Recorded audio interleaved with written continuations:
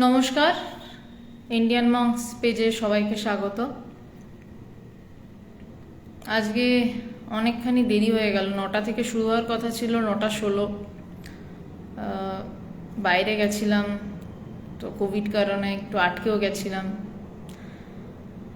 তো আমার আজকে একদম একটা অন্য জায়গায় বসে লাইভ করছি, কারণ যেহেতু বাইরে যাওয়া এবং ফেরার পথে স্নান না করতে পারার কারণে ঘরে ঢুকতেই পারিনি। তো সম্পূর্ণ অন্য একটি জায়গা থেকে বসে লাইভ করছি। আপনারা একটু জানাবেন যে আদৌ ঠিকঠাক দেখা যাচ্ছে কিনা এবং শব্দ শোনা যাচ্ছে কিনা। দেখা যাওয়ার থেকেও মূল্যবান শব্দ আপনারা কি আদৌ ঠিকঠাক শুনতে পারছেন? এইটা একটু আমাকে কমেন্ট করে জানাবেন প্লিজ। আজকে আমাদের যে বিষয়টা নিয়ে আলোচনা হওয়ার কথা, মানুষের পূর্ণ বিকাশ হতে পারে কিভাবে। আচ্ছা, যারা রাগ করবেন দেরি হওয়ার জন্য, আমি হাত জোর করে মার্জনা চাইছি। আমার দেরি হয়ে গেছে এবং আমি অত্যন্ত অত্যন্ত দুঃখিত এই কারণে।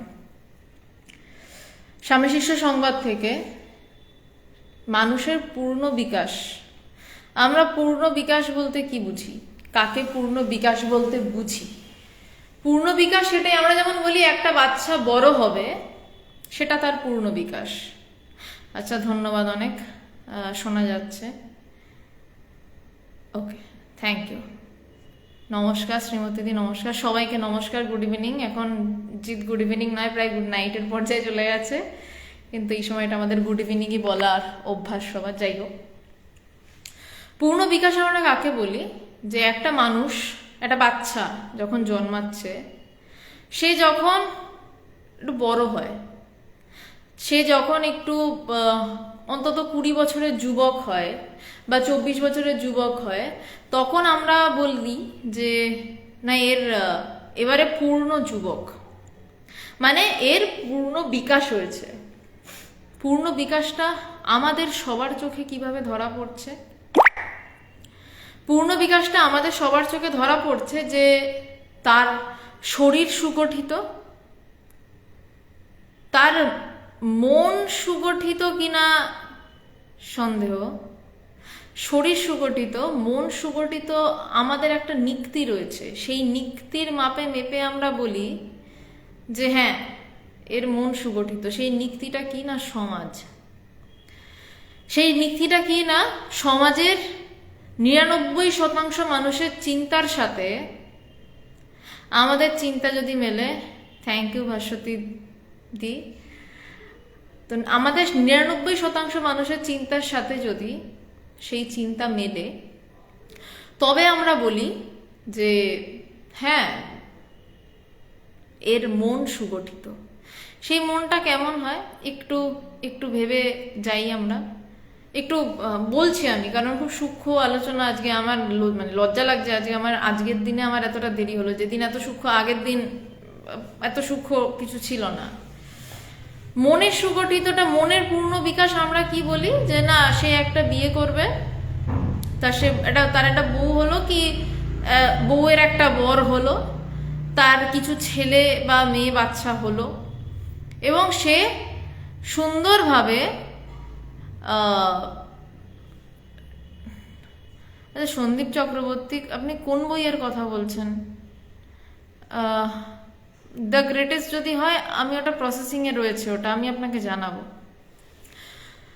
তো পূর্ণ বিকাশের মানেটা হচ্ছে যে সে একটা বিয়ে করতে পারবে, তার সংসার হবে, সে পরিবারের ভরণ পোষণ করতে পারবে, দায়িত্ব নিতে পারবে, ছেলে মেয়ে উভয়ের ক্ষেত্রেই। সে নিজের চারপাশের মানুষগুলোকে একটা ওয়ে অফ লাইফে ঠিক রাখতে পারবে এবং সবাইকে খুশি রাখতে পারবে। সে সবাইকে খুশি রাখবে, মানে অন্যরা যারা তার চারপাশের মানুষ, তারা যেই কাজে খুশি থাকে, সে যখন সেই কাজটি করতে পারবে, তখনই কিন্তু সে পূর্ণ বিকাশ হয়েছে বলে সমাজ তাকে নেমপ্লেট দেবে। কিন্তু আসলে পূর্ণ বিকাশ কি? শরীরের পূর্ণ বিকাশ তো হয়ে যায়, মনের পূর্ণ বিকাশ কি হয়? মনের পূর্ণ বিকাশ বিষয়টা কি, সেইটা নিয়ে আমাদের মতন এই সমাজের 99.99% মানুষ যা ভাবে, তার থেকে ওই যে 0.1% মানুষ ছিটকে বেরিয়ে গেছে, সেই ছিটকে বেরিয়ে যাওয়া মানুষ একজন সন্ন্যাসীর নাম স্বামী বিবেকানন্দ। এবং মুশকিলটা হচ্ছে ওই যে ছিটকে বেরিয়ে যাওয়া এই 1%, 0.1% মানুষ, সেই 0.1% মানুষকে সমাজের আবার বাকি 99.99% মানুষ সভয়ে অনুসরণ করে। সভয়ে বলছি, তার কারণ ভয় আছে আমার ঘরের ছেলেটা না আবার সন্ন্যাসী হয়ে যায়, আমার ঘরের মেয়েটা না আবার সন্ন্যাসী হয়ে যায়। সে পূর্ণ সত্তার বিকাশ জানতে চাইবে, কিন্তু ভয়ে ভয়ে জানতে চাইবে। যতটুকু বিকাশ হলে আমার সংসার ঠিক থাকে, আমার বাবা ততটুকুই বিকাশ হোক। সন্দীপ চক্রবর্তী, হ্যাঁ গ্রেটেস্ট, অ্যাকচুয়ালি কথার মাঝে কথা কাটা হচ্ছে, সরি। আমি আপনার গ্রেটেস্টের বইটা আপনার অ্যাড্রেসে পৌঁছাতে কতদিন, মানে ওয়েটে কত টাকা কুরিয়ার নেবে সেইটার জন্য একটু দেরি হচ্ছে, একটু ধৈর্য ধরুন। আমি অবশ্যই আপনাকে ইনফর্ম করবো এবং বই অবশ্যই আপনার কাছে পৌঁছাবে। তো আমাদের সেই 99.99% মানুষের থেকে একটি যে মানুষ পড়ে থাকে, 1-2টি মানুষ যারা এই সংসারটাকে ছেড়ে বেরিয়ে যায়, তারা পূর্ণ বিকাশের কথা বলে। আমরা সেই 0.1% মানুষকে খুব ভয়ে ভয়ে অনুসরণ করি, কারণ বেশি অনুসরণ করলে আবার বিপদ, বেশি ভালো হয়ে গেলে মহা বিপদ, একটু আদ্র নয়, পুরোপুরি বিপদ। তো তারা পূর্ণ বিকাশের কথা কি বলছেন? তারা পূর্ণ বিকাশ মানে কি বলছেন? তারা পূর্ণ বিকাশ মানে কি বলছেন? একটা বিয়ে করা, বা একটা বিয়ে না করা, বা একটা বাচ্চা, বা একটা সংসার, এইটা কি পূর্ণ বিকাশের মাত্রা? তাদের চোখ দিয়ে আমার বলার থেকে তারা কি বলছেন, তাদের মুখের কথাটা বেটার শোনা, বলার থেকে তাদের মুখের কথাটা, তাদের ভাষাতে তারা কি বলছেন সেইটা একবার আমরা শুরু করি স্বামী শিষ্য সংবাদ থেকে, এবং আমি আমার সাধ্য মতন চেষ্টা করব ব্যাখ্যা করার। সরি, বারবার আমাকে আজকে স্যানিটাইজ করতে হচ্ছে, কারণ বাইরে থেকে এসেছি এবং বইপত্র ধরছি। যাই হোক, আজকের দিনের যে ঘটনা, আগের দিনেরই ঘটনার একটা কন্টিনিউয়েশন চলছে। স্বামীজি স্বামী যোগানন্দের সঙ্গে ট্রামে করে আলিপুরের পশুশালা থেকে ফিরেছেন। শিষ্য স্বামী যোগানন্দর সহিত ট্রামে করিয়া রাত্রি প্রায় 8টার সময় বাগবাজারে ফিরিয়া আসিল। স্বামীজি ওই সময়ের প্রায় 15 মিনিট পূর্বে ফিরিয়া বিশ্রাম করিতেছিলেন। প্রায় অর্ধ ঘণ্টা বিশ্রামান্তে তিনি বৈঠকখানায় আমাদিগের নিকট উপস্থিত হইলেন। রাত্রি 8টা নাগাদ ফিরে একটু আধ ঘন্টা রেস্ট নিয়ে এসছেন। ভক্ত তখন সেখানে স্বামী যোগানন্দ, শরৎচন্দ্র চক্রবর্তী সরকার, শশীভূষণ ঘোষ ডাক্তার, বিপিন বিহারী ঘোষ, শান্তিরাম ঘোষ প্রভৃতি পরিচিত বন্ধুগণ ও স্বামীজির দর্শনাবিলাসে আগত অপরিচিত 5-6 জন লোক উপস্থিত ছিলেন। স্বামীজি অদ্য পশুশালা দেখিতে যাইয়া রামব্রহ্মবাবুর নিকট ক্রমবিকাশবাদের অপূর্ব ব্যাখ্যা করিয়াছেন শুনিয়া, আগের দিন যেটা নিয়ে আলোচনা হয়েছিল, আমি আর যাচ্ছি না, খুব জটিল তত্ত্ব, খুব জটিল না, মানে সেই তত্ত্বটা নিয়ে আজ কিছুটা আবার আলোচনা রয়েছে, ইভলিউশন থিওরি, অপূর্ব ব্যাখ্যা করিয়াছেন শুনিয়া ইহারা সকলেই ওই প্রসঙ্গ বিশেষ রূপে শুনিবার জন্য ইতঃপূর্বেই সমুৎসুক ছিলেন।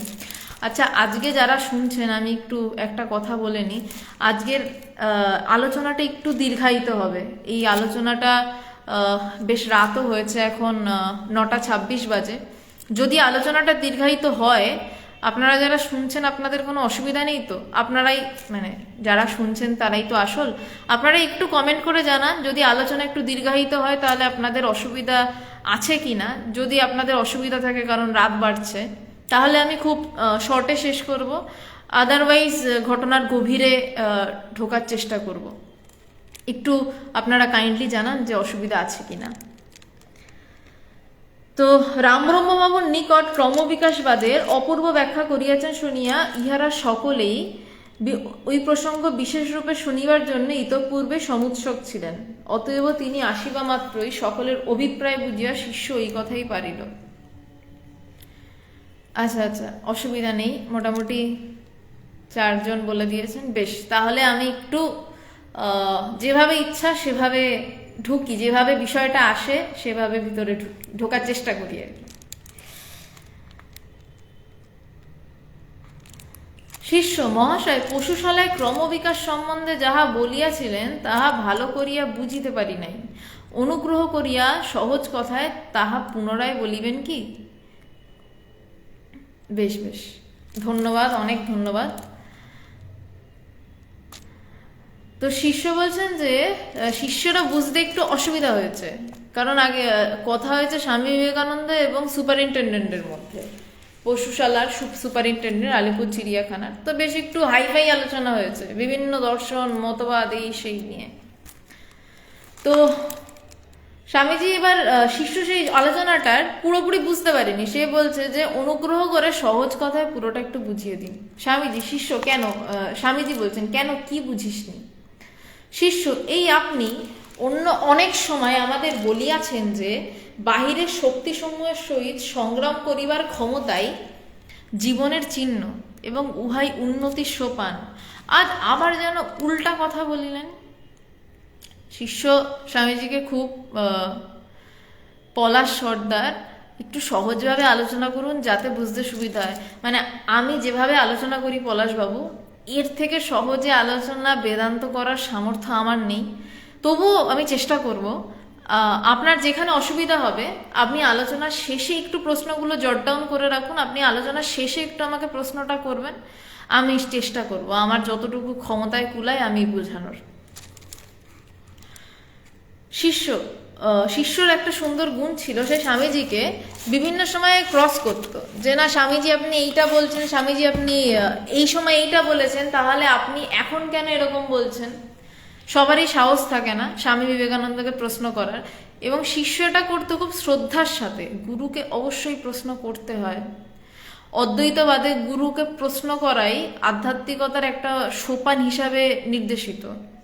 আমাকে আমার গুরুদেব ভগবান বলেছিলেন, মনে পড়ে, আমি তখন অনেক ছোট, স্কুল কলেজে পড়ি, সবে কলেজে ভর্তি হয়েছি। আমাকে বলেছিলেন তুই আমাকে প্রশ্ন করবি, আমার প্রতিটা কথাকে তুই প্রশ্ন করবি, প্রশ্ন করে বুঝবি। কখনোই অদ্বৈতবাদ বা আধ্যাত্মিকতা বলে না আমি বলছি মেনে নাও, আমি বলছি শুনে নাও। এই চাপিয়ে দেওয়াটা অদ্বৈতবাদের কোথাও নেই, কারণ অদ্বৈতবাদের মূল পথই হচ্ছে বিচার পথ। বিচার করে করে যেখানে এগোতে হবে, বিচার মানে নিজের মধ্যে কাটাকুটি, নিজের মধ্যে খেলা। তো সেখানে গুরুকে তো অবশ্যই প্রশ্ন করতে হবে, কিন্তু আছে একটা, প্রশ্ন করার জন্য প্রশ্ন নয়। দুরকম প্রশ্ন হয়, আমি প্রশ্ন করার জন্য প্রশ্ন করে গেলাম। আর এক রকম প্রশ্ন হয় যে আমি জানতে প্রশ্ন করছি, আমি শ্রদ্ধার সাথে প্রশ্ন করছি, আমি জানতে চাই গুরুদেব আমাকে বোঝান। শিষ্যের স্বামীজির সাথে দেখবেন এই গোটা বইটাতে অনেক কথা কাটাকাটি আছে, শিষ্য জানতে চেয়ে প্রশ্ন করেছে, তাই জন্য স্বামীজি রেগে যাননি।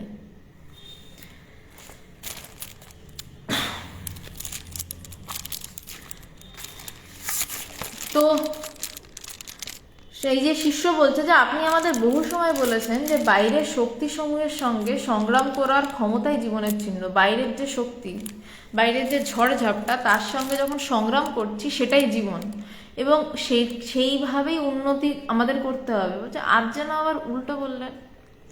স্বামীজি উল্টো বলবো কেন, তুই বুঝতে পারিসনি।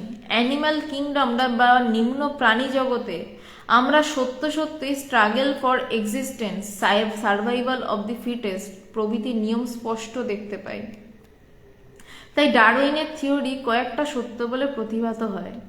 স্বামীজি বলছেন উল্টো কেন বলবো, আমি ঠিকই বলেছি, তুই বুঝতে পারিসনি। কারণ অ্যানিম্যাল কিংডম মানে পশু রাজ্যে, নিম্ন প্রাণী জগতে, মানুষও প্রাণী, man is a rational animal.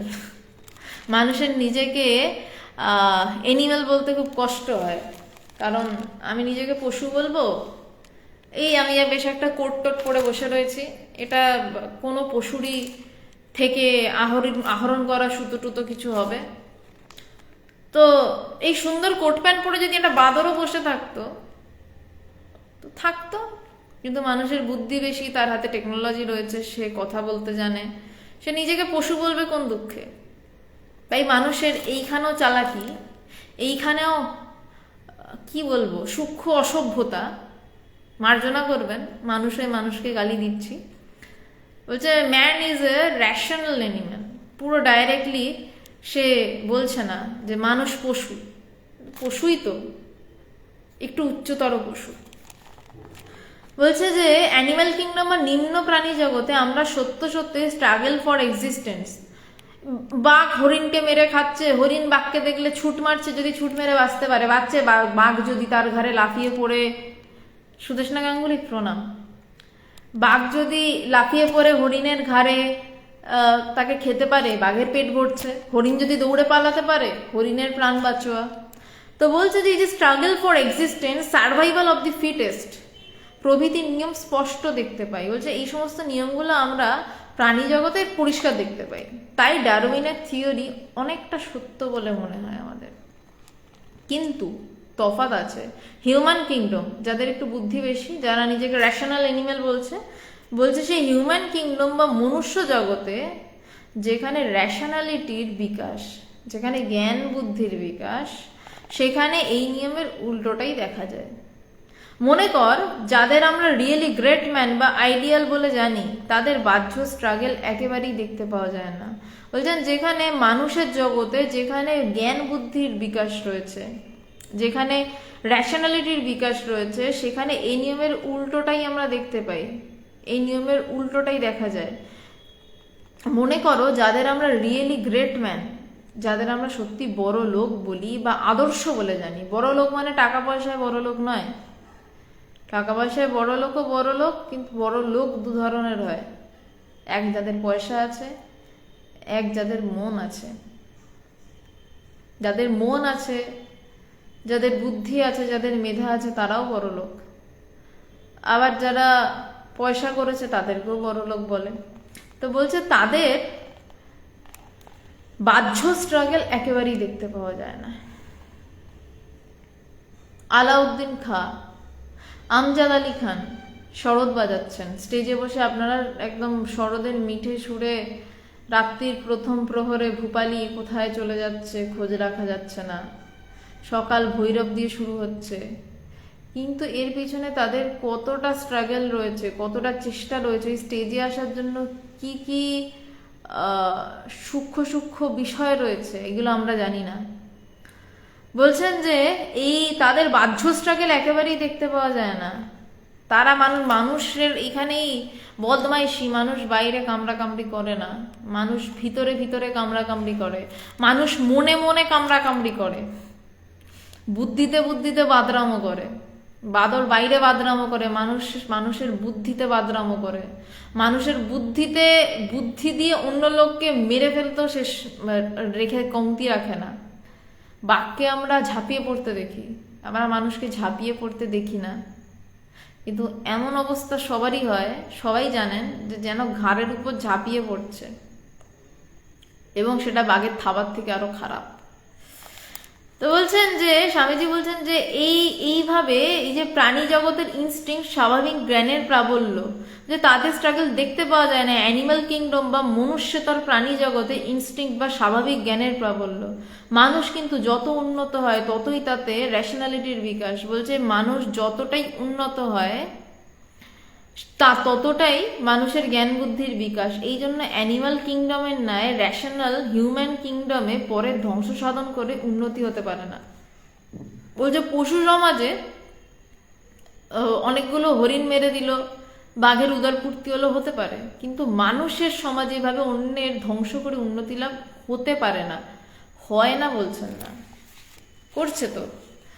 আজকে যে সাউথ সিটি মল, তার পিছনে একটা বড় বস্তি ছিল, বস্তিটা উঠে গেল, মানুষগুলোর কি জানা যায় না। উষার বিশাল ফ্যাক্টরি ছিল, লেবাররা কতটা সাউথ সিটিতে কাজ পেয়েছে জানি না, কিন্তু সাউথ সিটি রমরমিয়ে চলছে, এলিট সমাজের গর্ব।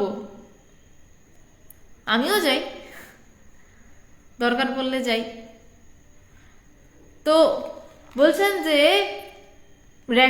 মানুষের কিন্তু অ্যানিমাল কিংডমের নয়, স্বামীজি অত বছর আগে বলছেন যে রেশনাল হিউম্যান কিংডমের পরে ধ্বংস সাধন করে উন্নতি হতে পারে না। আমরা দেখছি উন্নতি হয়েছে, আমি সাউথ সিটিটা নিজের চোখের সামনে দেখেছি, তাই বলছি। আপনাদের নিজেদের চারপাশে দেখছেন বস্তি সরিয়ে ফ্ল্যাট হয়ে যাচ্ছে, বড় রাস্তা হচ্ছে, ঘাট হচ্ছে, অনেক কিছু হচ্ছে, কিন্তু কিছু মানুষ যে অন্ধকার কূপে, সেই অন্ধকার কূপেই রয়েছে, উন্নতি হতে পারছে না, যথার্থ উন্নতি হতে পারছে না। যেন আমরা দেখছি উন্নতি হয়েছে, রেশিও অনুপাতে উন্নতি হয়েছে, উন্নতি ওভাবে হতে পারে না। মানুষের সর্বশ্রেষ্ঠ পূর্ণ বিকাশ একমাত্র স্যাক্রিফাইসের দ্বারা সাধিত হয়। আজকের যেটা বিষয়, যে মানুষের এক পূর্ণ বিকাশ কিসের মাধ্যমে সাধিত হতে পারে? ওই 99.99% মানুষ কি বলবে? মানুষের পূর্ণ বিকাশ সাধিত হতে পারে একটা দামি চাকরি, দামি গাড়ি, দামি বাড়ি, পারলে প্রত্যেকটা শহরে একটা একটা করে দামি ফ্ল্যাট, একটা বউ বা একটা বর, বাচ্চা, বাবা মা একসাথে দেখাশোনা, বছরে 2-3 বার বিদেশ ট্রিপ, এই পূর্ণ বিকাশ। কিন্তু ওই 0.1%, 0.1% একটা মানুষ বাকি ছিল, সে বলছে কিভাবে সাধিত হতে পারে? পুরো উল্টো দিকের কথা বলছে, ত্যাগের মাধ্যমে সাধিত হতে পারে। ত্যাগের ফলে। কেমন সেটা? বলছে যে পরের জন্য যত স্যাক্রিফাইস করতে পারে মানুষের মধ্যে, সে তত বড়। বলছে যে পরের জন্য একটু ছেড়ে দিতে পারে নিজের পোর্শনটা, বলছে সে তত বড়। স্বামীজি সন্ন্যাসীর একটা খুব সুন্দর সংজ্ঞা বলেছিলেন। আমি প্রথম যখন শুনি এই সংজ্ঞাটি আমার অপূর্ব লেগেছিল, খুব ছোট ছিলাম তখন। বলছে যে যে নিজের গলার ফণিহার, মানে সাপের ফণিহার, মানে সাপের ফণি, মানে সাপের কথা বলছে। বলছে যে নিজের গলার মণিহার খুলে অন্যের গলায় পরিয়ে, অন্যের গলার ফণিহার নিজের গলায় পরে আনন্দে নৃত্য করতে পারে, সেই সন্ন্যাসী। এত বড় ত্যাগ। সন্ন্যাসী ইয়ার কি হয়? সন্ন্যাসী গেরুয়া পরে নিলাম, সন্ন্যাসী হয়ে গেল, বিরজাম হয়ে গেল, সন্ন্যাসী হয়ে গেলাম। হ্যাঁ, হলাম, শাস্ত্রমতে হলাম, কিন্তু হৃদয় না রাঙায় বসন রাঙালে যোগী। মুশকিল, বড়ই মুশকিল। সন্ন্যাস দাঁড়িয়ে আছে ত্যাগের উপরে। ওই গেরুয়া পড়তে হয় কেন? ওটা ত্যাগের প্রতীক। ত্যাগের প্রতীক বলে গেরুয়া, অন্য কোনো কারণ নয়। এখন বলতে পারি অন্তর্সন্ন্যাস, কিন্তু না, বহিঃসন্ন্যাসের একটা বিশেষত্ব রয়েছে, ব্যাপার আলাদা আছে। পুরো বিরজাহম করে, নিজের আদ্যশ্রাদ্ধ করে, সমস্ত কিছু করে আমি খোলা আকাশের নিচে দাঁড়ালাম, সেটার তো একটা বিষয় থাকছেই। কিন্তু এখানে একটা কিন্তুর ব্যাপার রয়েছে, যে ত্যাগের কথা, এই যে বলছে অন্যের গলার সাপের মালা নিজের গলায় পরে, নিজের গলার মালা খুলে অন্যের গলায় পরিয়ে সে দুঃখে মুশড়া থাকবে না, সে আনন্দে নাচবে। যে কেন আনন্দে নাচবে? যে সে ভালো আছে, আমি এই ত্যাগ করতে পেরেছি, সে যেই ত্যাগের আনন্দে নাচবে, সেই যথার্থ সন্ন্যাসী। আজকে কিছু বললামই, আজকে একটু দীর্ঘায়িত হবে, কারণ কিছু আমার ব্যক্তিগত অভিজ্ঞতাও বলছি। আমি কিছু মানুষ দেখেছি যাদের দেখে আমি স্তম্ভিত হয়ে গেছি। তারা সবাইকে চেয়েছে, যে স্কুলে দেখেছি, কলেজে দেখেছি, বিভিন্ন ক্ষেত্রে দেখেছি, তারা চেয়েছে যে আমি মানুষদেরকে হাতের মুঠোয় রাখবো, আমি প্রভুত্ব করব, কর্তৃত্ব করব। সবাই চায়, অনেকেই চায় প্রভুত্ব করতে, কর্তৃত্ব করতে। কিন্তু আমি এটা লক্ষ্য করেছি, আমি চাকরি জীবনে লক্ষ্য করেছি, আমি কলেজ জীবনে লক্ষ্য করেছি, আমি স্কুল জীবন থেকে এটা লক্ষ্য করেছি, যে কাউকে তখনই নেতৃত্ব হিসাবে সবাই স্বীকার করে, নেতা হিসাবে স্বীকার করে, যখন সে প্রত্যেকের জন্য ত্যাগ করে। যে নেতা, যে শিরদার, তাকেই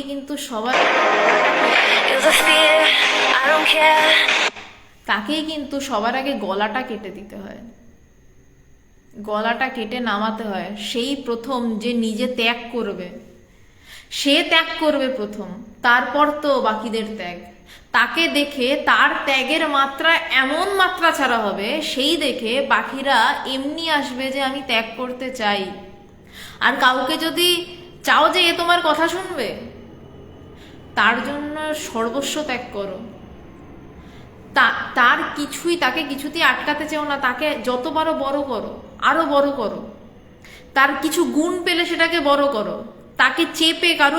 কাউকে চেপে কারোর মাথায় পা দিয়ে উপরে উঠে নেতা হওয়া যায় না। যে নেতৃত্বগিরি আমরা দেখে থাকি আজকাল, ওইভাবে নেতা হওয়া সম্ভব নয়, ওইভাবে নেতা হওয়া যায় না। নেতা হওয়া তখনই যায় যে ত্যাগ করতে পারে। স্বামী বিবেকানন্দ নেতা ছিলেন, তিনি ত্যাগ করেছেন। সবাই তাকে মানে কেন না? তার ত্যাগের জন্য। স্বামীজি যদি বেশ চাকরি বাকরি করে মোটা টাকা কামিয়ে ভালো ভালো দামি জামা কাপড় পরে বাড়ি বসে বড় বড় বুলি আওড়াতেন, তাহলে তার কথা এত লোকে শুনতো না। ত্যাগ, পূর্ণ বিকাশ একমাত্র রাস্তা হচ্ছে ত্যাগ। আমি যত দিতে শিখব, আসলে আমাদের আছে কি একটু ভেবে বলুন তো, আমাদের আছে কি? কটা টাকা, কিছু নাম যশ। নাম যশ মানে কি? যা আমাদের অহংকারকে পরিতৃপ্ত করে, তাই তো আমাদের, তাই তো আছে। আমি ফার্মাসি নিয়ে পড়াশোনা করেছি, আমি লোকের কাছে গলা বাজিয়ে বলবো আমি ফার্মাসিস্ট। যারা আমার বন্ধুরা আরো বড় বড় রিসার্চ সেকশনে রয়েছে, রিসার্চ করছে, বিভিন্ন বড় বড় ওষুধের কোম্পানিতে ওষুধ তৈরি করছে, এই আমাদের অহংকার। যারা যেই সেক্টরে আছে সেটাই তাদের অহংকার। তো এবার সেই অহংকারটাই ছাড়া বড় কঠিন কাজ। এইগুলোই তো ত্যাগ। যারা সন্ন্যাসী হয়ে যাচ্ছে, আমি কারুর সমালোচনা করছি না, বিভিন্ন সংগঠনে যারা সন্ন্যাসী হয়ে যাচ্ছে, আমার এই পোস্ট লাগবে, আমার এইটা চাই, আমার এই নাম যশ চাই, কিন্তু আমাদের আছে কি যা ত্যাগ করতে আমাদের হয়? যদি একটু ঠিক করে তাকিয়ে দেখি, আমাদের তো আসলে কিছু নেই। আমরা খামচে খামচে ধরি, এইটা আমার, এইটা আমার। আর এই খামচে ধরতে যাই বলেই না, এই যে মুঠোর ফাঁক দিয়ে, এই যে ফাঁক দেখতে পাচ্ছেন মুঠোর, এই মুঠোর ফাঁক দিয়ে জল বেরিয়ে যায়। এই খামচে না ধরে যদি হাত এমনি খুলে রাখি, অটোমেটিক্যালি পুরো হাতটাকে এই জল স্নান করিয়ে দেবে। কিন্তু জলটাকে যখন হাত মুঠি করে ধরতে যাই, ফাঁক দিয়ে বেরিয়ে যায়। হাত খোলা রাখুন না, এমনি এসে জল হাত ভিজিয়ে দেবে। আমাদের এমন কিছু নেই যা আমরা ত্যাগ করতে পারি। ছেড়ে বসে থাকুন, যা হচ্ছে হতে দিন। অন্যকে যত পারেন বড় হতে দিন, সাহায্য করুন। আপনি দেখবেন সে আপনাকে এত ভালোবাসছে, এত ভালোবাসছে, আপনার চিন্তার বাইরে। আমি আমার মাকে একদিন প্রশ্ন করেছিলাম। আমার মা স্কুলের টিচার। মাকে স্কুলের অনেক ছেলেমেয়েরা ভালোবাসে, স্বাভাবিক বিষয়। স্কুলের টিচারদের ছেলেমেয়েরা অনেকে ভালোবাসে। এবার আমার গুরুদেব ভগবান, মায়ের অনেক প্রশ্ন ছিল ভগবানকে নিয়ে, যে তুমি এত কেন যাও, এত পাগলের মতন কেন যাও? তখন আমি স্কুল লাইফে পড়ি, তারপর কলেজেও ভর্তি হয়েছি। যে তোমার কলেজ আছে, আমাকে দুর্গাপুরে পাঠিয়ে দেওয়া হলো হোস্টেলের জীবন কাটাতে। হোস্টেলের বন্ধুদের মা অনুরোধ করেছিলেন যে ও যাতে এই হোস্টেলে আলাদা একটা লাইফস্টাইল, তো তোরাও চেষ্টা করিস যে যাতে ওই লাইফস্টাইলে ঢুকে যায়। তো আমি মাকে প্রশ্ন করেছিলাম যে মা, তোমার স্কুলে অনেক ছেলে মেয়ে। আমি মাকে একদম অসম্মান করছি না, আমি সত্য বলছি, আমাকে সত্যটাকে সত্যের মতন বলতেই হবে, উপায় নেই। আমি বলছিলাম তোমার স্কুলের অনেক ছেলে মেয়ে, তারাও তোমাকে মানে, ভালোবাসে। আমারও গুরু ভগবান, আমিও ভগবানকে ভালোবাসি এবং মানি, এবং আমি তৈরি ভগবানের যে আদর্শ, সেই আদর্শের জন্য আমার পুরো জীবনটা দিতে। তোমার কে একটাও স্টুডেন্ট যদি তুমি আমায় দেখাতে পারো তোমার জন্য জীবন দিতে তৈরি, তাহলে আমি মানব। মা তর্ক করছিল যে মা আর ভগবানের কেন, গুরু কেন বড়। মাকে আমি এই কথাটা 8 বছর আগে বলেছিলাম। 8 বছর পর মা আমাকে একজনকে জোগাড় করে এনে দিতে পারেনি যে মায়ের জন্য জীবন দিতে পারে, কিন্তু ভগবানের জন্য অলরেডি 40-এর উপর মানুষ, ছেলে মেয়েরা সন্ন্যাস নিয়ে গেরুয়া বস্ত্রে বেরিয়ে গেছে, এবং আরো কিছু ছেলে মেয়ে তৈরি হচ্ছে যারা ভগবানের জন্য জীবন দিতে চায়। কেন চায়? ভগবানের ত্যাগের জন্য। আমার মা ছাত্র পড়িয়েছেন, ছাত্রদের ভালোবেসেছেন, ছাত্রদের প্রয়োজনে পারিবারিকভাবে ব্যক্তিগতভাবে সাহায্য করেছেন। আমি একটু তুলনা করছি। আমি আমার মায়ের কোনো কি বলবো, কোনো রকম বদনাম করছি না, কিন্তু সত্যটাকে আমাকে যেভাবে বলতে হবে, আমার উপায় নেই, কথা বলতেই হবে আমাকে, সত্যটাকে আমি এড়িয়ে যেতে পারি না, সত্যটাকে আমাকে পেরিয়েই যেতে হবে। আমায় ভগবানও ছেলে মেয়েদেরকে, মানে যারা আমরা তার কাছে যাই তাদের শিক্ষা দিচ্ছেন, বেদান্ত শিক্ষা দিচ্ছেন, তাদেরকে কিভাবে আমরা মানে সব দিক থেকে বড় হয়ে উঠতে পারবো দেখছেন। কিন্তু আমরা কয়েকজন ভগবানের জন্য জীবন দিতে প্রস্তুত। জীবনটা মানে দিতে মানে কি, আমরা মরে যাওয়ার জন্য প্রস্তুত বলছি না, হ্যাঁ প্রয়োজন হলে মরতে পারি, সেটা আলাদা, কিন্তু প্রয়োজন জীবন দেওয়া, মরার থেকে অনেক বড় কথা যে জীবন একটা আদর্শ নিয়ে চলা। কিন্তু কোনো স্কুলের টিচার বা কারুর জন্য কেউ কিন্তু এভাবে জীবন দিতে তৈরি থাকে না যে আমার পুরোটা তোমার।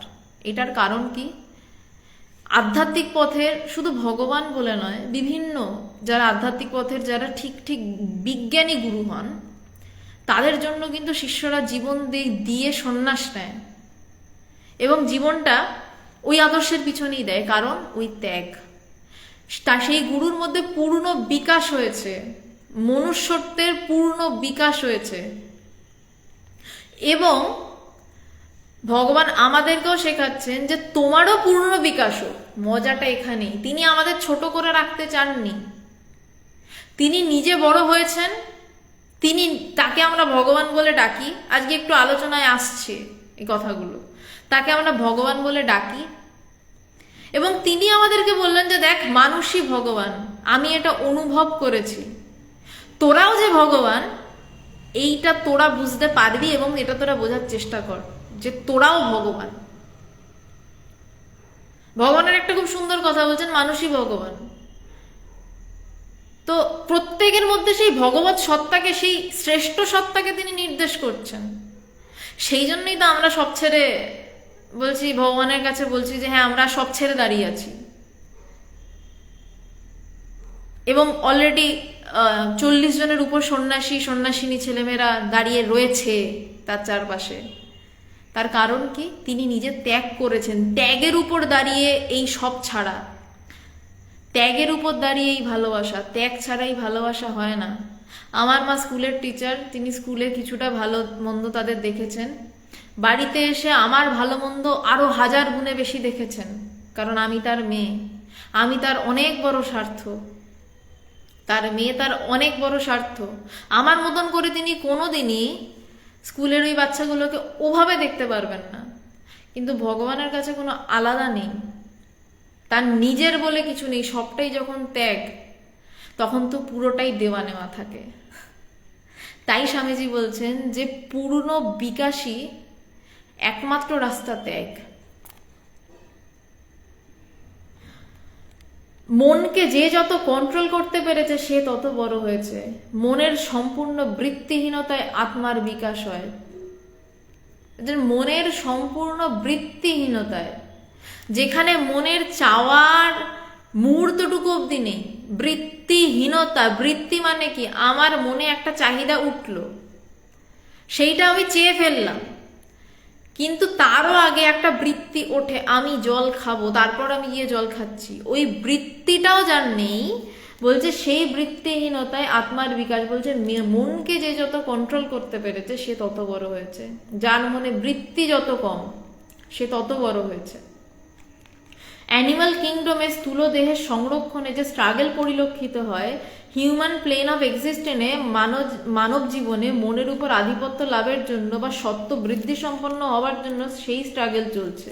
বলছেন যে অ্যানিমাল কিংডমে স্থূল দেহের সংরক্ষণে যে স্ট্রাগল দেখা যায়, মানব জীবনে মনের উপর আধিপত্য লাভের জন্য সত্যবৃত্তি হওয়ার জন্য সেই স্ট্রাগল চলছে। ওখানে সিংহ বাঘে ঝটাপটি চলছে, এখানেও মানুষের ভিতরে সিংহ আর বাঘে ঝটাপটি চলে, রজগুণ সত্যগুণে মারামারি চলে। আমি ঈশ্বর চিন্তা করব নাকি আমি জাগতিক চিন্তা করব, ঝটাপটি চলে। ওই ঝটাপটিটা বাইরে দেখা যায় না, ওই পশু সমাজে সাপ ব্যাং খাচ্ছে দেখা যায়, এখানে যে সত্যগুণ কখন রজগুণকে গিলে খেয়ে নিল সেটা দেখা যায় না, আবার কখন রজগুণ তমগুণকে গিলে খেয়ে নিল দেখা যায় না, আবার কখন তমগুণ বড় হয়ে রজগুণকে খেয়ে নিল দেখা যায় না। তো সবসময় এই এক নিরন্তর ভিতরে মারামারি আমাদের চলছে। জীবন্ত বৃক্ষ ও পুকুরের জলে পতিত বৃক্ষ ছায়ার ন্যায় মনুষ্যতর প্রাণী ও মনুষ্য জগতে স্ট্রাগল বিপরীত দেখা যায়। যে বৃক্ষ ছায়ার ন্যায় মনুষ্যতর প্রাণী, যেরকম জলের মধ্যে একটা গাছের ছায়া পড়লে উল্টো হয়, ঠিক তেমনই বলছে যে পশুদের একটা স্ট্রাগল আর মানুষের স্ট্রাগল দুটো আলাদা হয়। শিষ্য, তাহা হইলে আপনি আমাদের শারীরিক উন্নতি সাধনের জন্য এত করিয়া বলেন কেন? স্বামীজি, এবার একটা ভয়ঙ্কর কথা আসছে, যেই কথাটা শুনলে খুব গায়ে লাগবে। শিষ্য, আবারও রিপিট করছি, শিষ্য, তাহা হইলে আপনি আমাদের শারীরিক উন্নতি সাধনের জন্য এত করিয়া বলেন কেন? স্বামীজি, তোরা কি আবার মানুষ? কেন বলছেন সবাই তো মানুষ? যে সামনে শিষ্য বসে রয়েছে সংস্কৃতে পণ্ডিত, কাকে বলছেন?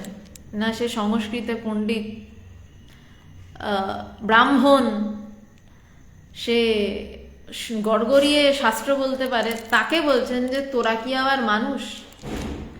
তবে একটু জ্ঞান বুদ্ধি আছে, এই মাত্র। দেহটা ভালো না হলে মনের সহিত স্ট্রাগল করবি কি করে? যে দেহটা যদি ভালো না হয় তাহলে মনের সঙ্গে স্ট্রাগল করবি কিভাবে?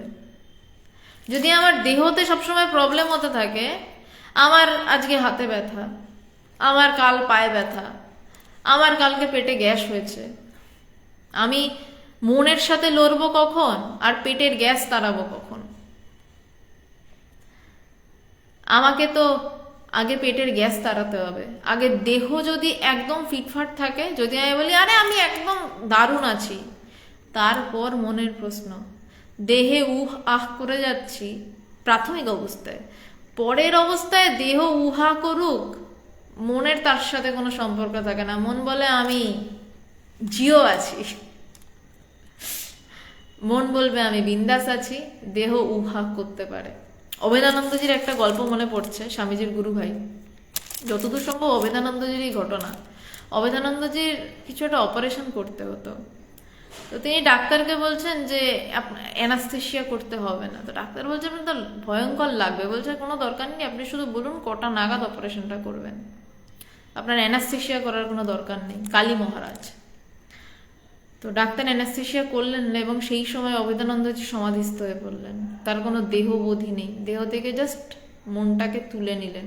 এটা পারা যায়, যারা এই পথে দীর্ঘদিন আছেন তারা পারেন, প্রথম দিকের কথা নয় এগুলো। সেই সময় অভেদানন্দজি সমাধিস্থ, উইদাউট অ্যানাস্থেশিয়া অপারেশন হলো এবং তারপর সমাধি ভাঙলো। অভেদানন্দজি একটা আহ কিচ্ছু করলেন না। তো বলছেন যে যে দেহটা ভালো না হলে মনের সঙ্গে সংগ্রাম করবি কি করে? দেহ ভালো হলে না মনের সাথে সংগ্রাম করতে হবে। তোরা কি আর জগতের হাইয়েস্ট এভলিউশন, পূর্ণ বিকাশস্থল মানুষ পদবাচ্য আছিস? পুরো ধাক্কা। স্বামীজি আজকে এক একটা চর মারছেন ধরে। চরটা কেমন? পশু জগতের মতন চর নয়, উঠে এরকম থাবা বসিয়ে দেওয়া নয়, কিন্তু ওই থাবার থেকে অনেক বেশি বড় থাবা, মনকে মানে মনের উপর পুরো থাবা মারছেন। তোরা কি আবার মানুষ? এবার ব্যাখ্যা করছেন কেন বলছেন। বলছেন যে দেহ ভালো না হলে মনের সঙ্গে সংগ্রাম করা যায় না। তোরা কি আর জগতের পূর্ণ বিকাশস্থল মানুষ পদবাচ্য আছিস? আহার নিদ্রা মৈথুন ভিন্ন তোদের আর কি আছে? এখনো যে চতুষ্পদ হয়ে যাসনি এই ঢের। মানুষ এই আলোচনা করতেও এখন এই কথাগুলো এত প্রাসঙ্গিক যে আলোচনা করতে হচ্ছে, এটাই লজ্জার। মার্জনা করবেন, সত্যি কথাগুলো প্রাসঙ্গিক, এখনো প্রাসঙ্গিক। যদি প্রাসঙ্গিক না হতো ভোটে এত ঝামেলা হয় না, মানুষ মানুষকে এরকম মারতে যায় না, এক একটা ভোট আসে এত রক্তারক্তি কাণ্ড হয় না। আজকে আমি বাইরে থেকে সদ্য ফিরলাম, হয়তো ড্রেস আপ এবং ব্যাকগ্রাউন্ড, মানে যারা প্রথমে ছিলেন তাদেরকে বলছিলাম যে দেরি হওয়ার কারণটা এটা, আমি বাইরে গেছিলাম, তো পুরো আলাদা সেট আপে আজকে বসেছি, কারণ স্নান করতে পারিনি। ট্রেনে ফিরছিলাম, ট্রেনে মানুষের মুখে মাস্ক নেই, মানে আপন ভালো পাগলেও বোঝে এই করোনার সময় লোকে এত মারা যাচ্ছে কিন্তু মানুষে মাস্ক পরবে না। মোটামুটি 80% মানুষের মুখে মাস্ক নেই। তো মাস্ক নেই যখন আমাকেই আমার ব্যবস্থা করতে হয়, স্নান টান করে ঢুকতে হয়। তো তো সেই কথাটা, এই যে স্বামীজি বলছেন যে তোরা কি আর মানুষ আছিস, এখনো যে চতুষ্পদ হয়ে যাসনি এই ঢের। বলছেন যে জ্ঞান বুদ্ধি যদি সাধারণ একটু থাকে তাহলেও তো মানুষ, এই বর্তমানের পরিপ্রেক্ষিতে বলছি, নিজের ভালো নিজে বোঝে, বাড়িতে সবার একটা, সবাই নয় আমরা ঢের জোয়ান আছি। আচ্ছা, তুরিয়ানন্দ মহারাজের সাথে হয়েছিল, হতে পারে আমি ভুল করেছি। না না না না, আপনি ভালো করেছেন, রণবাবু বলেছেন, আপনি রানাবাবু বলেছেন, তাহলে তুরিয়ানন্দ মহারাজ, আমার নাম ভুল হতে পারে, আমার ঘটনাটা মনে ছিল। তো এখনকার মানে এই আমি এখনকার সাথে কথাটাকে মেলাচ্ছি তার কারণ এখন বিপদ চারিদিকে। আমরা নয় কয়েকজন জোয়ান কম বয়সী, সবারই তো বাড়িতে বাবা মা বেশি বয়সের রয়েছে। কেউ ভাবছে না আজকে যে আমি এই বেপরোয়াভাবে চলছি, চলে বাড়ি ফিরছি, আমার বাবা মার আমার থেকে সংক্রমণ হতে পারে। তার থেকে একটু মেনে নিয়ে চললে ক্ষতি কি হয়? ক্ষতি তো কিছু হয় না, সামান্য মানতে অসুবিধা কি? একটু মাস্কই তো পরা ভিড়ের মধ্যে, তাই এইটুকু করতে তো অসুবিধা নেই, কিন্তু মানুষ সেটুকুও করবে না। স্বামীজি 100 বছরেরও আগেই কথা বলছেন যে তোরা কি আর মানুষ আছিস? তোরা কি আর জগতের পূর্ণ বিকাশস্থল মানুষ পদবচ্চ আছিস? পূর্ণ বিকাশস্থল তোদের আর কি আছে? আহার নিদ্রা মৈথুন ভিন্ন। আহার, খাওয়া দাওয়া, ঘুমানো আর মৈথুন, সংসার। মানে মৈথুন শব্দটাকে ভালোভাবে ভাষায় বলেছেন, ইংলিশে বললে সেক্স। এই ছাড়া কি রয়েছে যেটা ছাড়া মানুষ টিকতে পারে না? আদিম রিপু বলছে তোদের কি আছে? বলছেন যে এখনো যে চতুষ্পদ হয়ে যাসনি এই ঢের। কি ভয়ঙ্কর থাবা মনের উপর মেরে যাচ্ছে। বলছেন যে এখনো যে চতুষ্পদ হয়ে যাসনি, 4 পায়ে হাঁটতে শুরু করিসনি, এই অনেক। পশুরা 4 পায়ে হাঁটে।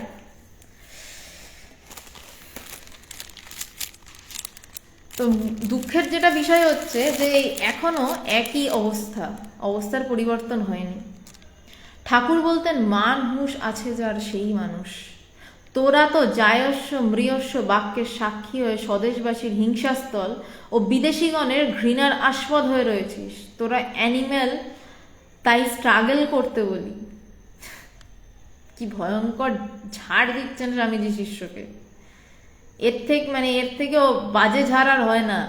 বলছেন যে তোরা কি হয়ে আছিস? ঠাকুর বলছেন যে যার মান আছে, যার মান এবং হুঁশ আছে, হুঁশ কিনা চৈতন্যের হুঁশ, যার ব্রহ্মজ্ঞানের চেষ্টা রয়েছে বা যার ব্রহ্মজ্ঞান হয়েছে সেই মানুষ, যার চৈতন্যের হুঁশ আছে। চৈতন্যের হুঁশ থাকলেই মান আসে। বলছে সেই মানুষ, যে সেই পূর্ণ বিকশিত মানুষ। বলছেন যে যার মান আছে আর হুঁশ আছে সেই মানুষ। তোরা তো জায়স্য মৃয়স্য, বলছে তোরা আছি, ঠিক আছে, চলছে। বলছে এই রকম বাক্যের সাক্ষী হয়ে স্বদেশবাসীর হিংসাস্থল। কেন? তখন আস্তে আস্তে স্বদেশী আন্দোলন জেগে উঠছে, মান হুঁশ সমস্ত স্বদেশী আন্দোলন জেগে উঠছে। এরা তাদেরকেও সাহায্য করে না। এই ধরনের যা পড়াশোনা করছে, একটু গা বাঁচিয়ে সমাজে চলছে, কিন্তু একদল তখন চাইছে দেশকে স্বাধীন করে আনতে। সেই সময়ের পরিপ্রেক্ষিতে বলছেন যে তোরা স্বদেশবাসীর হিংসাস্থল, তোরা পড়াশোনা করবি, নিজের সুবিধা দেখবি, খাবি দাবি ঘুমাবি। আর বলছেন যে বিদেশিগণের ঘৃণার আস্পদ হয়ে রয়েছিস। বিদেশিরা পাত্তাও দিচ্ছে না, এত সংস্কৃত বলছে, কি করছে আমাদের কি? কিন্তু স্বামীজিকে বিদেশিরা পাত্তা তো দূরস্থান, পায়ের নিচে বসে তাদের সমস্ত কিছু ত্যাগ করে স্বামীজির পায়ের নিচে বসে বসে স্বামীজির মত শুনছে, স্বামীজির ঝাড় খাচ্ছে, স্বামীজির বকা শুনছে। কেন না? স্বামীজি পূর্ণ বিকশিত মানুষ, যার মধ্যে চৈতন্যের হুঁশ রয়েছে। আসল বিষয়, আমার মধ্যে কি চৈতন্যের হুঁশ আছে নাকি আমার মধ্যে চৈতন্যের হুঁশ নেই? এর প্রত্যেকটার উত্তর অন্য কাউকে বলে দেওয়ার দরকার নেই। প্রত্যেকে নিজেই জানে আমার মধ্যে কি চৈতন্যের হুঁশ আছে, নাকি আমি শুধুই চলছি, খাচ্ছি যাচ্ছি ঘুমাচ্ছি, আবার উঠছি, খাচ্ছি যাচ্ছি ঘুমাচ্ছি। রবীন্দ্রনাথ ঠাকুরের একটা কথা ছিল, রাধার পরে খাওয়া, খাওয়ার পরে রাধা। এই নিয়েই জীবন বাধা, এই ধরনের একটা কবিতা, আমার খুব একটা মনে থাকে না। তো বলছেন যে এইরকম অবস্থা, তোরা অ্যানিম্যাল। স্বামীজি খেপে গিয়ে শিষ্যকে এরম বলে দিচ্ছে, বলছে তোরা তো পশুই, তাই জন্য তোদেরকে স্ট্রাগল করতে বলি। থিওরি রেখে দে, নিজেদের দৈনন্দিন কার্য ব্যবহার স্থিরভাবে আলোচনা করে দেখি তোরা অ্যানিম্যাল অ্যান্ড হিউম্যান প্লেন্সের মধ্যবর্তী জীব বিশেষ কিনা। বলছে থিওরি রেখে দে আগে, তোরা নিজেদের রোজের কাজ আর ব্যবহার স্থিরভাবে আলোচনা করে দেখ। বলছে তোদের রোজ যা কাজ করিস আর তোদের নিজেদের ব্যবহার, আমাদেরও ভাবার কথা যে আমাদেরও নিজেদের এখনো 100 বছর পরেরও কথা বলছে, আমাদের নিজেদের রোজের কাজ এবং আমাদের ব্যবহার আমরা একটু ভেবে দেখি তো, যে আমরা কি চৈতন্যের হুঁশ বা মানুষের আচরণটা পুরোপুরি করি, নাকি এই যে স্বামীজি বলছেন তোরা অ্যানিম্যাল অ্যান্ড হিউম্যান প্লেন্স, মানব এবং মানবেতর ভূমির, মানে পশু পাতি, বাংলায় বলতে গেলে পশু আর মানুষের মাঝামাঝি বলে গালাগালি দিচ্ছেন, যেটা এখনো প্রযোজ্য। কোনো মতে খাচ্ছি, খাওয়ার জন্য দৌড়াচ্ছি, পেটের রোজগারের জন্য, উঁচুতে ওঠার চিন্তা নেই, উঁচুতে ওঠার জন্য কামড়াকামড়ি করছি, পলিটিক্স করছি, স্বাভাবিক, এটা এই করে থাকি আমরা। বলছেন যে একটু ভেবে দেখ, থিওরি রাখ, ভেবে দেখ তোরা পশু এবং মানুষের মাঝামাঝি কোনো জায়গাটার জন্যই কিন্তু তোদের জায়গা কিনা। ফিজিকটাকে আগে গড়ে তোল, বলছে দেহটাকে আগে গড়ে তোল, মধ্যবর্তী জীব বিশেষ কিনা, তবে তো মনের উপর ক্রমে আধিপত্য লাভ হবে, নায়মাত্রা বলহীন লভ্য, বুঝলি? বলছে আগে শরীরটাকে ঠিকভাবে গড়ে তোল, তবে তো মনের উপর ক্রমে আধিপত্য লাভ হবে। বলছে তবে মনের উপর ধীরে ধীরে আধিপত্য লাভ হবে। নায়মাত্রা মা বলহীনা লভ্যা, মানে যে বলহীনের দ্বারা আত্মা লাভ হয় না, আত্মজ্ঞান লাভ হয় না, তার কারণ সে আধ্যাত্মিক বিভিন্ন অনুভব হলে বিভিন্ন রকম শারীরিক অনুভূতি শরীরকে ধারণ করতে হয়, সেই শরীরের তো ধারণ ক্ষমতাই হবে না। তাই বলছে নায়মাত্মা বলহীনা লভ্যা, বলছে যার ঠিকঠাক বলহীন তার সে আত্মা তাকে বরণ করবেন না, কারণ সে আধ্যাত্মিক অনুভবের ধাক্কাই নিতে পারবে না, তার শরীরই নিতে পারবে না, তাই আগে শরীর সুগঠিত করতে হবে। শিষ্য মহাশয় বলহীনা অর্থে ভাষ্যকার কিন্তু ব্রহ্মচর্যহীনা বলেছে। শিষ্যে এবার একটু শাস্ত্রে ঠকেছে। স্বামীজি তা বলুন গে, ব্রহ্মচর্যহীনা মানে ব্রহ্মচর্যহীন মানে যে ব্রহ্মচর্য রক্ষা করছে এবং যে ব্রহ্মচর্য রক্ষা করতে পারছে না। আমি এই বিষয়টা বিশদে যাচ্ছি না, আপনারা সবাই জানেন। ব্রহ্মচর্য রক্ষা করা এবং ব্রহ্মচর্য রক্ষা না করা, এইটার মধ্যে বলছেন। তো শিষ্য বলছে বলহীন অর্থে এই অর্থে ব্যবহার হয়েছে। স্বামীজি তা বলুন গে, আমি বলছি দুর্বল শরীরে আত্মসাক্ষাৎকার লাভ হয় না। স্বামীজি বলছেন যে তা বলতে পারে না, আমি বলছি দুর্বল শরীরে আত্মসাক্ষাৎকার লাভ হয় না। একই কথা, যদি ব্রহ্মচর্যহীন হয়, যদি বীর্যহীন হয়, তবে তার শরীর ভাঙতে থাকবে এবং সেই ভাঙাচোরা শরীরে ব্রহ্মচর্য কখনোই জ্ঞান লাভ হতে পারে না। শিষ্য কিন্তু সবল শরীরে তো অনেক জড়বুদ্ধিও তো দেখা যায়, শরীর ভালো কিন্তু তাদের বুদ্ধি নেই, জড়বুদ্ধি বেশিরভাগেরই তাই। স্বামীজি তাদের যদি তুই যত্ন করে ভালো আইডিয়া একবার দিতে পারিস, তাহলে তারা যত শিগগির তা ওয়ার্কআউট করতে পারবে, কার্যে পরিণত করতে পারবে। হীনবীর্য লোক তত শিগগির পারবে না। এটা সত্যি, একটা বেশ কর্মঠ তেজে লাফালাফি করা একটা ছেলে বা মেয়েকে আমি যদি একটা চিন্তা দিই যে তুমি এইভাবে কাজটা করো, যখন আমি কাজ করছি, আমি নিজের অভিজ্ঞতাই বলছি, তারা যেভাবে ঝাঁপিয়ে পড়ে হ্যাঁ করে দেবো, কোনো ব্যাপার না, সামলে দেবো, যে একটু শরীর টরীর দুর্বল কি করে করব, হ্যাঁ দেখছি, তাদের মনটাও সংকুচিত হয়ে থাকে। তাই জন্য শরীর চর্চা করতে লাগে। বলছে যে শরীর যদি একদম দুর্দান্ত থাকে, মনও সাথে এমনি দুর্দান্ত থাকবে, আধ্যাত্মিক চিন্তা বাদ দিয়ে। তার সাথে যে আধ্যাত্মিক চিন্তা যুক্ত হলে তো ব্যাপার আলাদা। বলছে হীনবীর্য লোক তত শিগগির পারবে না। দেখছিস না ক্ষীণ শরীরে কাম ক্রোধের বেগ ধারণ হয় না, শুটকো লোকগুলো শিগগির রেগে যায়, শিগগির কাম মোহিত হয়। বলছে দেখছিস না শুটকো লোকগুলো তাড়াতাড়ি রেগে যায়, তাড়াতাড়ি কাম মোহিত, মানে তাড়াতাড়ি তার যে কোনো কিছুতে মানে রেগেও যায় তাড়াতাড়ি, তাদের ভালোও লেগে যায় কাউকে তাড়াতাড়ি, মুশকিল আছে। শিষ্য কিন্তু এই নিয়মের ব্যতিক্রমও দেখিতে পারা যায়। স্বামীজি তা নেই কে বলেছে? মনের উপর একবার আধিপত্য লাভ হয়ে গেলে দেহ সবলই থাক বা শুকিয়েই যাক, তাতে আর আসে যায় না। এটাই আসল কথা।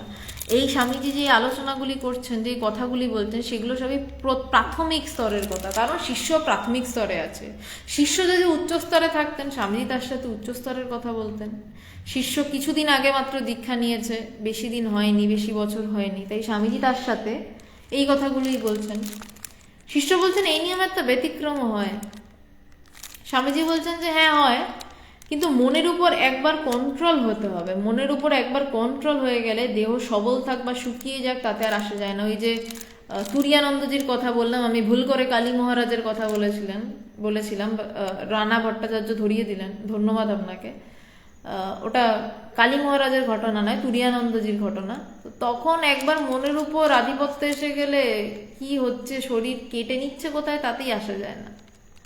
কারণ সত্যি কথা বলতে গেলে মনের উপর আধিপত্য এসে গেলে শরীরটাকেই একটা জামা বলে মনে হয়। শরীর যেমন এই এই কোটটা একটা পরেছি না, এই বেশ জবরজং, তখন মাঝে সাঝে মনে হয় শরীরটাও একটা জামা, কবে খুলবে।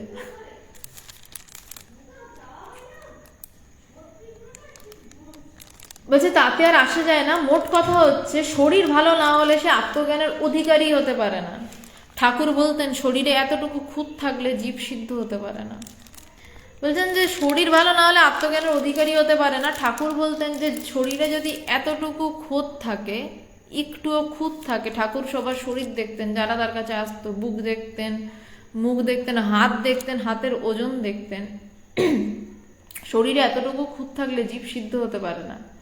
কথাগুলো বলিতে বলিতে স্বামীজি উত্তেজিত হইয়াছেন দেখিয়া শিষ্য সাহস করিয়া আর কোনো কথা বলিতে পারিল না।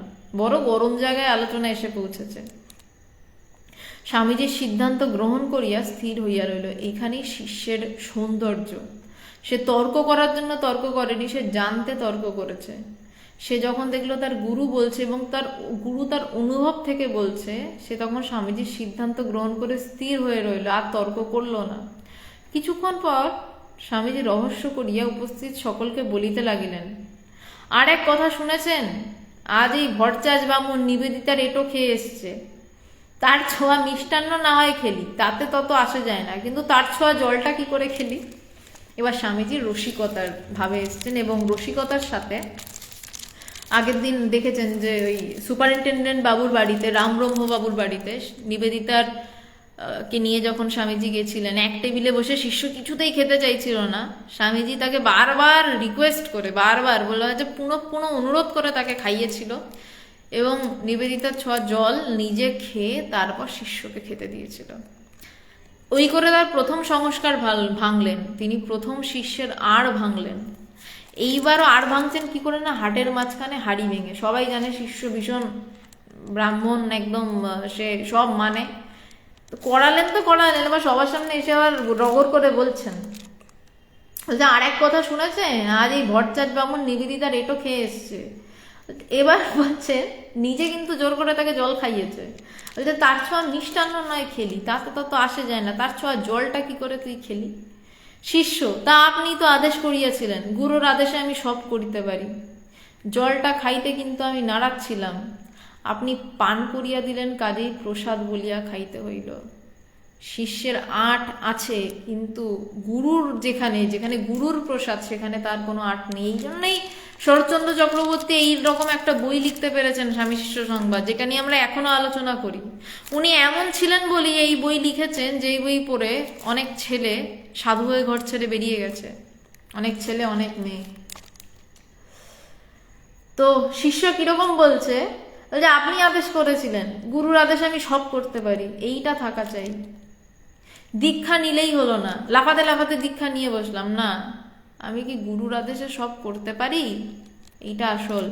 গুরু যদি আমাকে ছাদ থেকে ঝাঁপ দিতে বলেন, আমি কি দিতে পারি? এটা আমার কথা নয়। যেদিন দীক্ষা দিয়েছিলেন স্বামীজি শিষ্যকে, সেদিন শিষ্যকে স্বামীজি এই কথাগুলো বলে পরীক্ষা করে নিয়েছিলেন, আমি যদি তোকে এই ছাদ থেকে ঝাঁপ দিতে বলি, বিনা ভেবে তুই ঝাঁপ দিতে পারবি কি?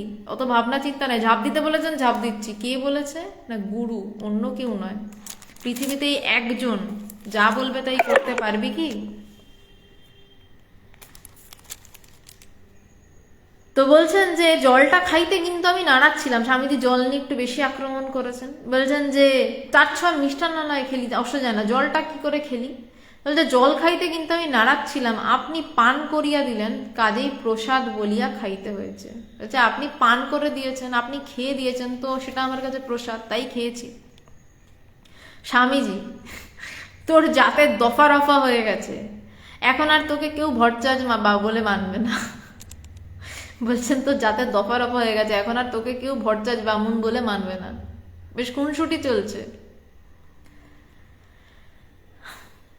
শিষ্য, না মানে নাই মানুক, আমি আপনার আদেশে চণ্ডালের ভাতও খাইতে পারি।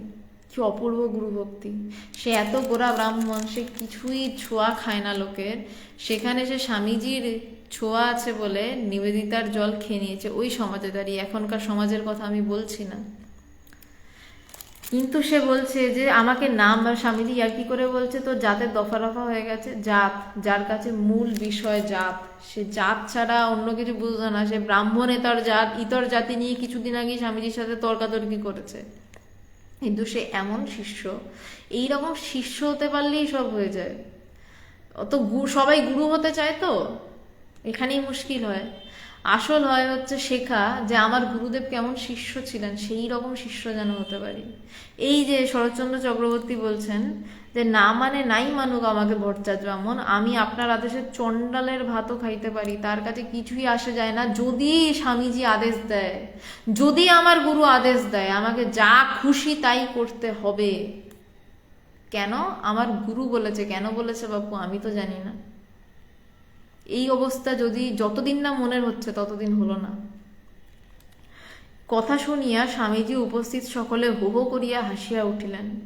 কথাবার্তায় রাত্রি প্রায় 12টা হইয়া গেল। এখন রাত অনেক কম, এই কথা শেষ হতে হতে 12টা হয়েছে, এখন 10টা 14 বাজে। উপযুক্ত সময় আলোচনা চলছে। শিষ্য ওই রাত্রে বাসা বাড়িতে ফিরিয়া আসিয়া দেখল দ্বার রুদ্ধ হইয়া গিয়াছে। ডাকাডাকি করিয়া কাহাকেও জাগাইতে না পারিয়া তাহাকে অগত্যা বাসার রোয়াকে শুইয়া সে রাত্রি যাপন করিতে হইল। কি অপূর্ব! সে 12টা নাগাদ এসছে, এসে ঘরে এসে কাউকে ডাকাডাকি করে তুলতে পারেনি, সে বাড়ির রোয়াকে শুয়ে রাত কাটাচ্ছে। গুরুর সঙ্গ এমনই হয়, রাত 12টা বেজে যাচ্ছে, গুরুকে ছেড়ে আসতে ইচ্ছা করে না। লোকে বলে না এত গুরুর কাছে যাওয়া কেন? গুরু সঙ্গ এমনই হয়, যারা সেই টেস্ট পেয়েছে তারা পেয়েছে। আর যারা জানে গুরুর কাছে গিয়ে একবার পা ঠুকে প্রণাম করে চলে এলেই আমি উদ্ধার হয়ে যাব, তারা তাদের মতন থাকে। এবার আমি যেহেতু এই টেস্ট পেয়েছি ভগবানের কাছে গিয়ে, আমি তাই বলছি গুরু সঙ্গ রাত 12টা অবধি বসে থাকলেও মানে ঠিক আছে, রাত কাটুক, চলে চলুক। আমাদেরকে ভগবান ধাক্কা মারতে মারতে পারলে প্রায় বের করে দেয় আর কি, মায়ের বাড়ি থেকে বা আশ্রমের থেকে। 8:30টায় নিয়ম আশ্রম থেকে বেরিয়ে যাওয়ার। কোনো কোনো দিন 9:45 বেজে যায়, আমরা বেরোচ্ছি না। কিরে যা, হ্যাঁ যাচ্ছি যাচ্ছি যাচ্ছি বলে এদিক ওদিক কাজ দেখাচ্ছি, আদতে কিছুই কাজ করি না। এবার এই এবার বেরো, এবার বেরো, এইভাবে গুরু শিষ্যকে তাড়ায়। আর শিষ্য এভাবে গুরুর কাছে পড়ে থাকতে চায়। এই মজা যে পেয়েছে সে পেয়েছে, যে পায়নি তাকে বলে বোঝানো বড় মুশকিল। তো শিষ্য 12টা অবধি স্বামীজির সাথে কথা বলে এসে রোয়াকে এসে শুয়ে রয়েছে। কালচক্রের কঠোর পরিবর্তনে স্বামীজি, স্বামী যোগানন্দ, ভগিনী নিবেদিতা আজ আর নরশরীরে নাই। তাহাদের জীবনের পবিত্র স্মৃতিমাত্রই কেবল পড়িয়া রহিয়াছে, এবং তাহাদের কথাবার্তা যৎকিঞ্চিৎ লিপিবদ্ধ করিতে পারিয়া শিষ্য আপনাকে ধন্য মনে করিয়াছে। যে কালচক্রের কঠোর পরিবর্তনে স্বামীজি যারা সেখানে ছিলেন সবাই বোঝাই যাচ্ছে, রাত 12টা অবধি আলোচনা মানে খুব কাছের মানুষেরাই ছিলেন। তো বলছেন যে স্বামীজি, নিবেদিতা, যোগানন্দজি, এই কজন মিলেই তো গল্প হয়, সবাই মিলে এক গাদা লোক নিয়ে এরকম খোলা আলোচনা আড্ডা হয় না গুরুর সাথে। বলছে তারা কেউই নেই, কিন্তু তাদের আলোচনা সামান্য লিপিবদ্ধ করে শিষ্য নিজেকে ধন্য মনে করছে। আজকে এই অবধি আলোচনা। কারুর যদি কোনো প্রশ্ন থাকে করতে পারেন, আমি চেষ্টা করব উত্তর দেওয়ার। আচ্ছা, অর্পিতা দত্ত, এইসব কথা যখন প্র্যাকটিক্যালি পাওয়া যায় তখন শুধুই চুপ থাকা ঠিকই।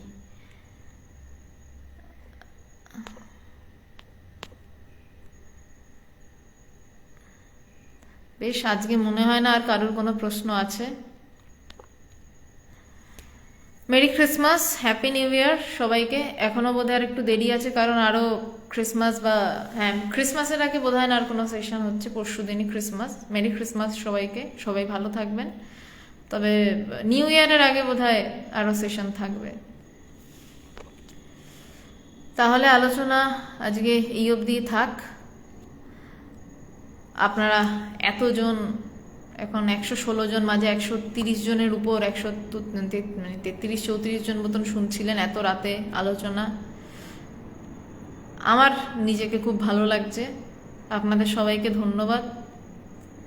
আজকে খুব গুরুত্বপূর্ণ আলোচনাও ছিল, গুরু শিষ্যের সম্পর্ক, অদ্বৈতবাদ সব নিয়ে। ধন্যবাদ, নমস্কার, মেরি ক্রিসমাস। সবাই ভালো থাকবেন, ভালো কাটাবেন।